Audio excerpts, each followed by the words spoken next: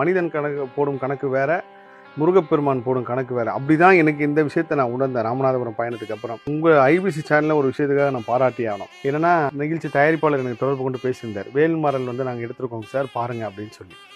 நானும் எல்லாருமே எடுக்கிற மாதிரி தான் எடுத்திருப்பாங்க நினைச்சு பாக்குறப்போ பாடலை பாடினவரோட பேர் சொன்னாங்க. அதான் ஒரு பெரிய சந்தோஷம் எனக்கு. ஏன்னா ரொம்ப காந்தாரா படம் வந்து ரொம்ப பிடிக்கும். அதுல அந்த வராக ரூபம் பாடினவர் தான் வேல்மாறல் பாடியிருக்காரு அப்படின்னு சொல்லி கேள்விப்பட்டப்போ ரொம்ப சந்தோஷமா இருந்துச்சு. அப்புறம் சகோதரி சுர்முகி பாடியிருக்காங்க.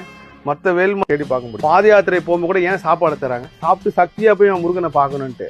அதுதான் நீங்க உணவு வந்து என்னைக்குமே நம்ம வந்து பட்னியாவோ இல்ல வந்து நான் சாப்பிடாம இருக்க அப்படிலாம் பண்ணாதீங்க. முடிஞ்ச வரைக்கும் பால் பழமாவது சாப்பிடுங்க. கடுமையான விரதம் இருக்குள்ள முருகன் நம்மளை விடவே மாட்டாரு. நீங்க போய் அவர்கிட்ட 2 சொட்டு கண்ணீர் விடுங்க. நீங்க பட்னியா இருந்தே பண்ணிட்டீங்க, 2 சொட்டு கண்ணீர் விட்டீங்கன்னா முருகர் உங்களுக்கு இறங்கி வந்து கொடுத்துருவாரு. நீங்க வந்து வயிற்று பட்னியெல்லாம் போடாதீங்க. நீங்க வயிறு பட்னியா போட்டீங்கன்னா அதுவே உங்களுக்கு ஒரு பெரிய பாரமா மாறி பசியை உங்களுக்கு தடுமாறிட்டே இருக்கு. நீங்க பசி வரப்பெல்லாம் முருகனை நினைக்க மாட்டீங்க, பசி தான் நினைப்பீங்க.